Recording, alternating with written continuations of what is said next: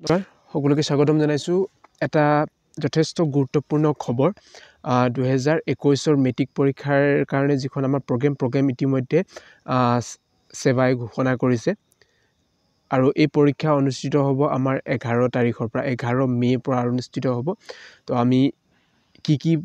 পৰীক্ষা কোন দিনা আছে সেইখিনি চাম আৰু প্ৰধানকৈ আমি মেইন সাবজেক্ট বিলাক চাম 11 তাৰিখে আমাৰ 11 তাৰিখে আছে ইংলিশ আছে তাৰ পিছত 13 তাৰিখে ইলেক্টিভ সাবজেক্ট আছে আসামিজ আছে তাৰ পিছত 15 তাৰিখে এইবিলাক ইলেক্টিভ আছে আপোনালোকে এইবিলাক চাই ল'ব যে কাৰ কোনটো ইলেক্টিভ হয় এটো ডেটটো আপোনালোকে ভালদৰে চাই ল'ব তাৰ পিছত আমি মেইন বিশেষকৈ মেইন সাবজেক্ট বিলাক চাম 17 তাৰিখে আছে আমাৰ ম্যাথছ জেনাৰেল ম্যাথছ আছে এটো ইম্পৰ্টেন্ট হয় মেইন সাবজেক্ট তাৰ পিছত নেক্সট 18 তাৰিখে আহিলো 18 তাৰিখে ইলেক্টিভ আছে এইবিলাক ডান্স আছে মিউজিক আছে তাৰ পিছত 19 তাৰিখৰ দিনাও ইলেক্টিভ আছে এইবিলাক ইলেক্টিভ আছে বড়ো আছে মণিপুৰী আছে তাৰ পিছত 21 তাৰিখৰ দিনা 21 মেৰ দিনা আছে এমাইল আছে তাৰ পিছত 22 তাৰিখে আছে ফাইন আৰ্ট এটো ইলেক্টিভ হয় তাৰ পিছত আহিলে 25 তাৰিখৰ দিনা আছে জেনাৰেল সায়েন্স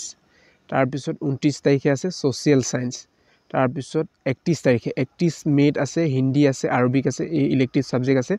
তাৰ পিছত 1 তাৰিখে বাকি যিবিলাক ইলেক্টিভ সাবজেক্ট বাকি থাকি গল সংস্কৃত থাকি গল আৰবিক থাকি গল তাৰ পিছত এডভান্স ম্যাথছ এই গুটেইবিলাক 1 তাৰিখে আছে আৰু এটা কথা আপোনালোকে যেতিয়া প্ৰগ্ৰামখন চাইছে এই প্ৰগ্ৰামখনত কোন দিনা ইলেক্টিভ সাবজেক্ট কোন দিনা কোনটো ডেটত কি আছে তো আপোনালোকে ভালদৰে মন কৰিব কিছুমানে কি কৰে ইলেক্টিভ বুলি ধৰি লওক কাৰবাৰ হিন্দী আছে তো ইলেক্টিভ বুলি